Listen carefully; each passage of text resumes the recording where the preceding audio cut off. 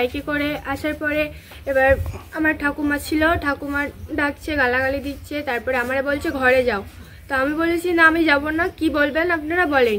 এবারে যে বলছে তাহলে মা মেয়ে সবকে ধরে মানে খারাপ ভাষায় বলছে সবকে ধর। এবার তো এবার ঘরে মানে আমার ঠাকুমার গায়ে হাত দিচ্ছে।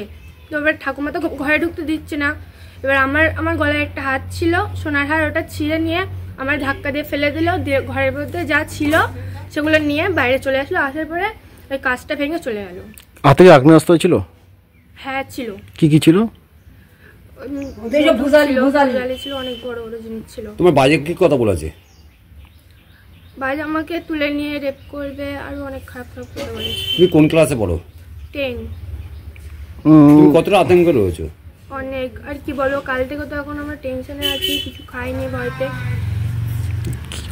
আমাকে তো শুধু ভয় দেখাচ্ছে ওরা, যে ওকে বের কর, ওকে বের কর। মোটরসাইকেলে আসলো, আসার পরে রাত তখন 9:15 হবে। আমরা বসে আছি, আমার ছেলে আজকেও বাড়ি নিয়ে এসে প্রথম ফার্স্টে গালাগালাজ। আরে কি করতে আসছিস রে? এই ছেলে বের করে দে। এবাড়ির গার্জেনকে আমি দেখতে পাচ্ছি না, গার্জেন কে হয়? তো ছেলে বের কর। বিনাওর নাং, ও বিনাওর নাং। ওর তোর এই তোর বাপের বলি দিস, তোর বাপ তো কবিতাতে হ্যাঁ, তোর বাপের বলি দিস, যদি বিনার পিছন না ছাড়ে তো তোর রাস্তাতে তুলবো, আর তোর বাপের যেখানে পাবো সেখানে গুলি করবো।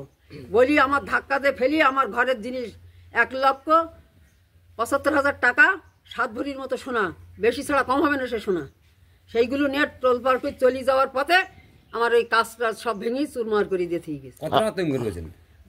আতঙ্কের কথা কতক্ষণ বলবো, সমস্ত দেহ সবসময় তো কাঁপছে সেই রাতের থেকে। এখনো পর্যন্ত আমাকে ঘুম নেই, খাওয়া নেই। আমরা এই পর্যন্ত 3 মাসে কেউ খাইনি। আপনার তৃণমূল যারা করেছে তারাও তৃণমূল, কি বলবেন?